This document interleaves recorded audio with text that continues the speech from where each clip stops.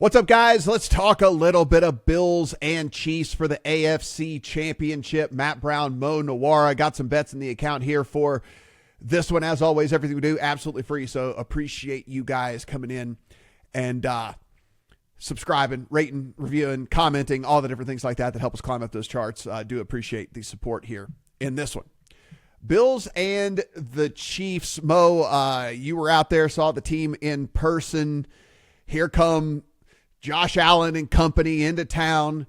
Josh Allen goes out. They get him Amari Cooper. He's like, hell, I don't need Amari Cooper. Amari Cooper doesn't even get a target until the fourth quarter. Like, all of a sudden, like, I don't need that guy. No big deal.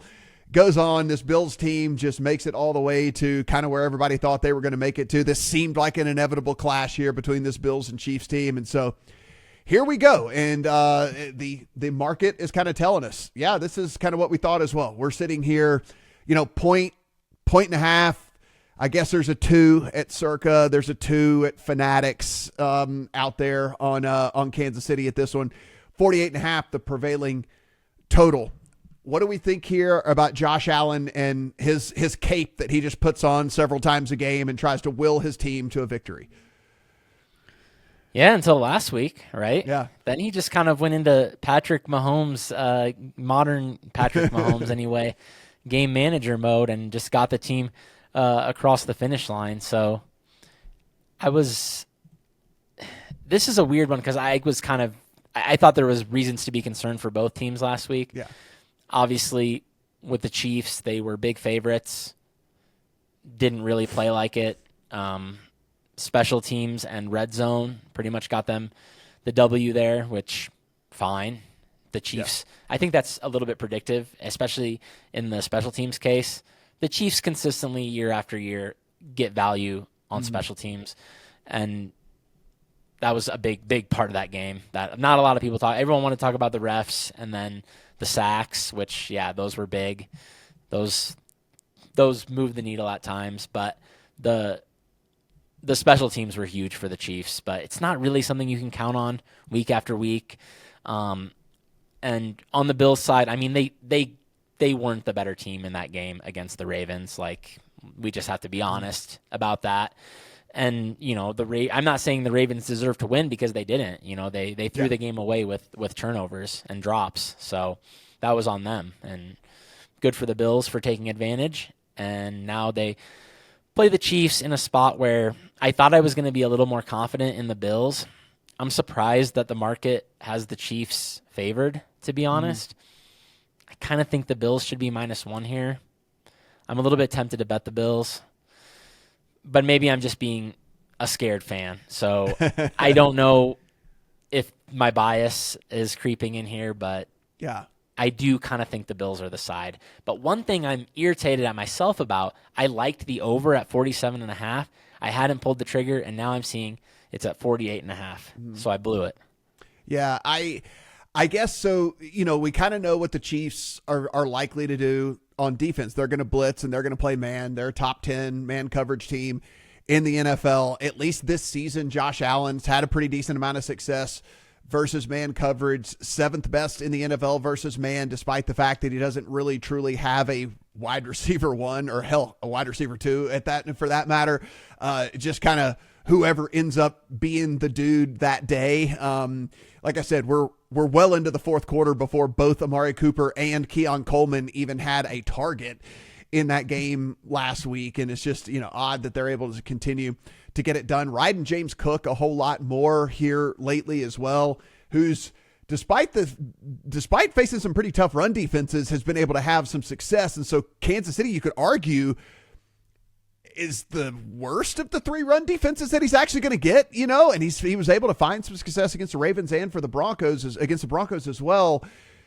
My guess is they see if that works again early, and if it doesn't, then maybe they shift. But I think there's probably going to be a decent amount of Cook early in this game.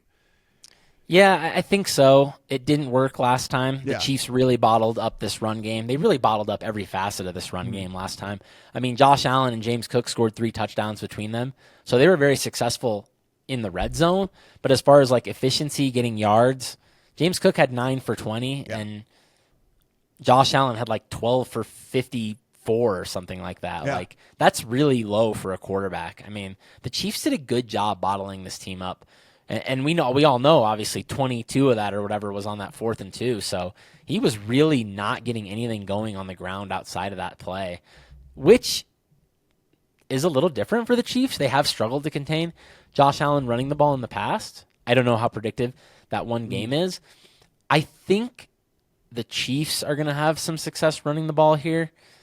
They had 4.6 yards per attempt on the ground last time, and we know at least I do, from watching the Bills Chiefs so many times, the Bills, once again, similar to what I said about the Eagles, against the Chiefs, they want to play as many light boxes as they think they can get away with. So they will let the Chiefs have a high success rate rushing attack, especially knowing the very, very low explosiveness of this rushing attack. Yeah. Like, I think they're going to invite the Chiefs to have some 5-yard runs and then see if they can get some stops on 3rd down and short. That's kind of what I expect them to do on defense. Yeah. So I think both offenses are going to have a lot of success, but I also kind of think both offenses are going to be pretty methodical. So it's kind of a weird one for me, where part of me loves the over because I don't think there's going to be a lot of punts in this game. And we both know these quarterbacks are outstanding at protecting the ball as well. But that also kind of plays into longer drives, which could be killing the clock and play more to an under. So if this was like the Super Bowl and you could find total first down over or something like that, I think that would be good. I looked around for something like that. I didn't find anything like it. So I kind of like that, but it's hard to monetize that opinion. But I do think it could be a shootout in the sense of not a lot of stops, but a slow shootout, if that makes any sense. No, yeah, I get it. I'm very curious about this Bills defense. So they ran top 5 in the NFL in too high, right? And like Mahomes has just been, like we talked about this on the podcast last week. It's like, yes, Mahomes 3 years ago would get frustrated with the little dink dunk and like he'd end up making these horrible mistakes and stuff. And then like the last 3 seasons, he's like, okay, fine, y'all, this is how y'all want to play me. I will just sit there and I'll just run these 11 play drives down the field, and it is what it is. And like, so, I mean, are the Bills really going to, if they're going to sit in too high, I mean, the blueprint is there. Like Mahomes is fantastic at this now. Like he's okay with just taking what the defense gives him. We see Kelsey has another massive game, last week. Like I expect Kelsey will probably do it again this week with all of that. And so I don't know, man, if you're the Bills, do you try to adjust that a little bit? I mean, I know that's what got you here, but also you're going up against a dude that has proven time and time and time and time again that he knows how to just absolutely obliterate these types of defenses. And that's why there's a part of me that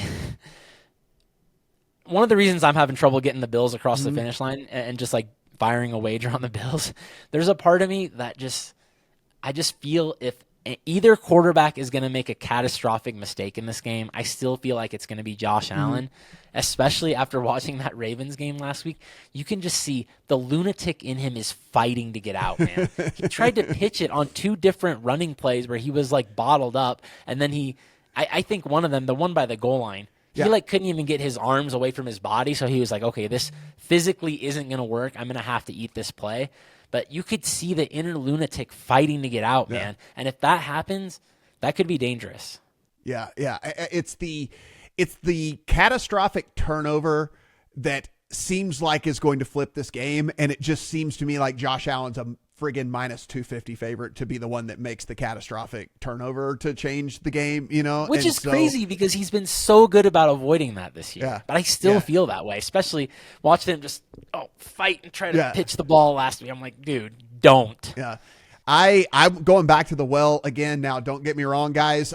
This is not a victory lap for me. It took the kneel downs to get it home last week with the over 9.5 Josh Allen carries, but it's one of those things yet again where here we are with the team that does blitz a lot. He is 3rd in the NFL in scramble yards on the season. Josh Allen is not afraid if he sees a running lane to just take off over and over again. And we know this Chiefs pressure could create some lanes here where either one, he sees yardage, he's going to go take it, or he's just forced to kind of take off and take the 2 or 3 yards as opposed to taking the sack. And so it's plus money again at FanDuel, it's to take the over 9.5 carries for for Josh Allen. And so I did it yet again. I like I said, got lucky last week. He took the kneel downs to get that home, but it did get home as well.